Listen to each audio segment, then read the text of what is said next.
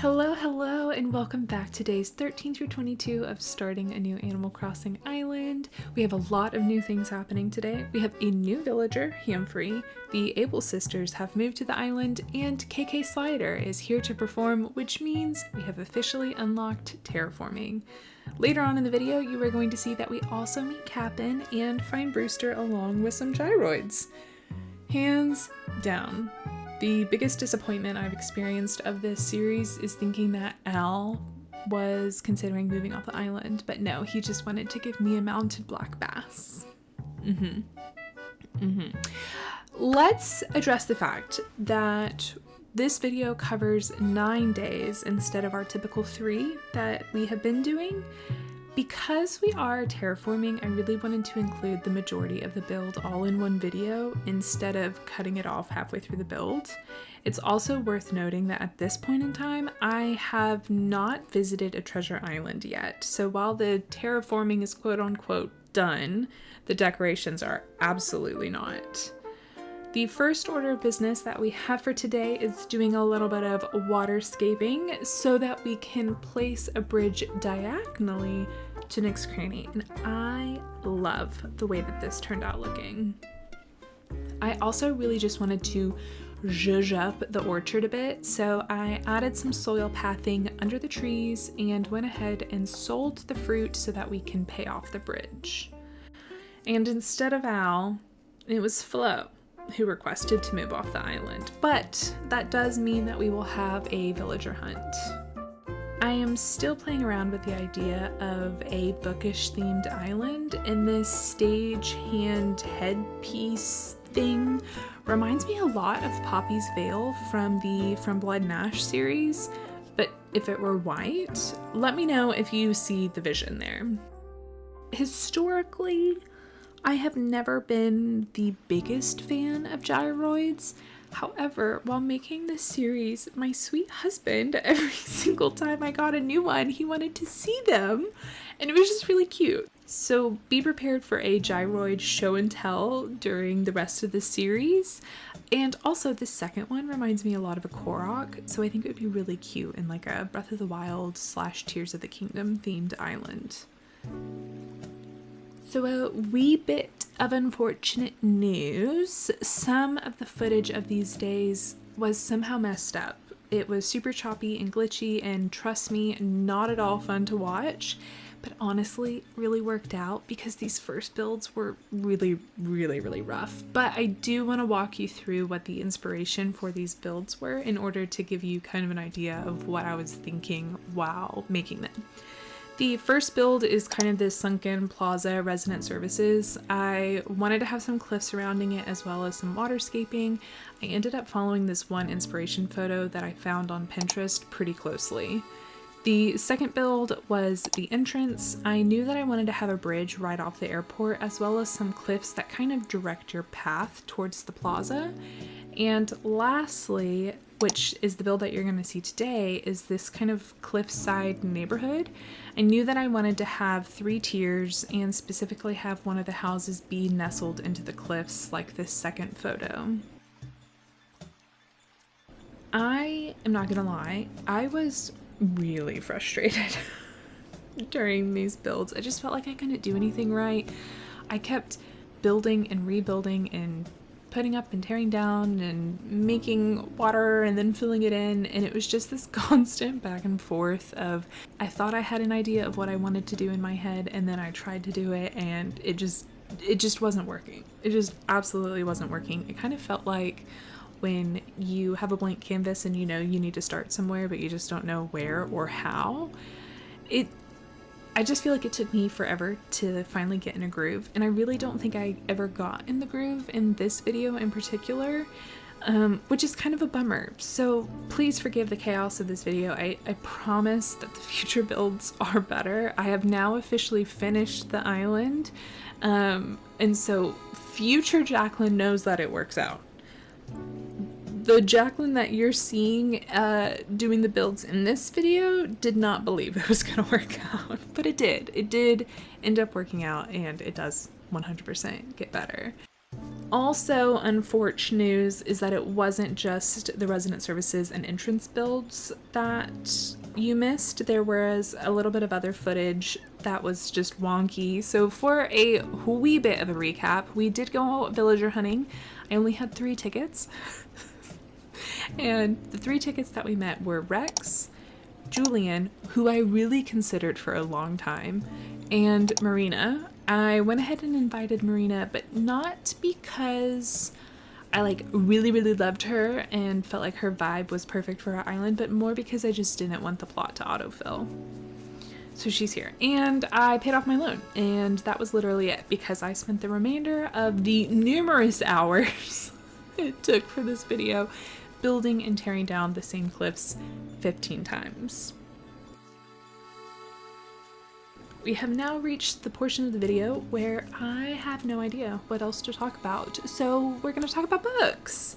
The book review for today's video is Servant of Earth by Sarah Hawley. This is a new adult fantasy novel. Our main character, Kenna, is human and she lives in a town that borders the Fae realm.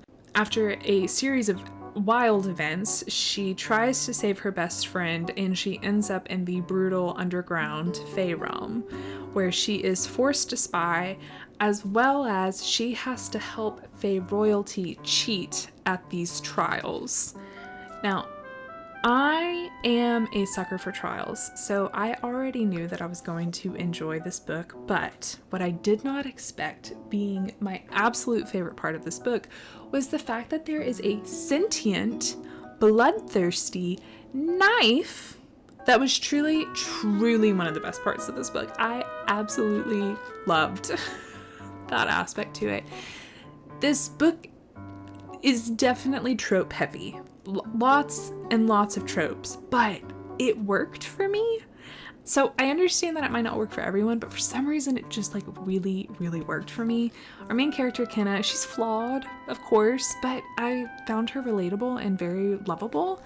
There were some twists and turns. A lot of them were predictable, but again, I liked it. By the end of it, I was really hoping that what I wanted to happen was going to happen, and that ending had me on the edge of my seat. It has political intrigue, spying, a little bit of spice, and wonderful news. Book 2, Princess of Blood, comes out on September 30th of this year. So all that to say, if you end up reading Servant of Earth by Sarah Hawley, please let me know so we can talk about it together, because I thoroughly enjoyed this book, and I hope that you do too. Now I am going to shut up and let you enjoy the rest of this, I don't even know if you want to call it a build, the rest of this thing in peace, and I will pop back in towards the end of the video.